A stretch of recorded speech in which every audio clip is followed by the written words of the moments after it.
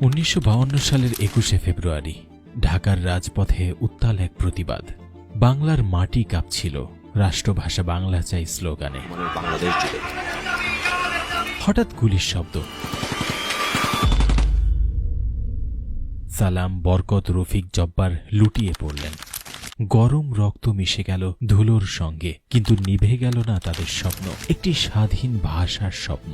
আজ আমরা বাংলা ভাষায় কথা বলি, গর্বের সঙ্গে নিজের পরিচয় তুলে ধরি, কিন্তু 21 আমাদের আরও একটি শিক্ষা দিয়েছে, ভাষার শক্তি, ভাষার গুরুত্ব। ভাষা শুধু পরিচয়ের নয়, এটি জ্ঞানের দুয়ার খুলে দেয়, বিশ্বকে জানার সুযোগ করে দেয়। মেইজি এডুকেশন সেই ভাষার শক্তিতেই কাজ করছে। নতুন প্রজন্মকে বিশ্ব দরবারে প্রতিষ্ঠিত করতে জাপানি ভাষা শেখার সুযোগ দিচ্ছে। আজ যারা জাপানে পড়াশোনা করতে চায়, নতুন ক্যারিয়ার গড়তে চায়, তাদের জন্য জাপানি ভাষা শেখা শুধু একটি কোর্স নয়, বরং নতুন স্বপ্নের পথ। আমরা জানি মাতৃভাষার জায়গা কখনো অন্য ভাষা নিতে পারে না, কিন্তু নতুন ভাষা শেখার মাধ্যমে আমরা আরও এক ধাপ এগিয়ে যেতে পারি, নিজের দক্ষতা বাড়াতে পারি। মেইজি এডুকেশনের লক্ষ্য সেই সেতু তৈরি করা। 21 শহীদদের প্রতি গভীর শ্রদ্ধা। ভাষার শক্তিতে বিশ্ব জয় করব আমরা।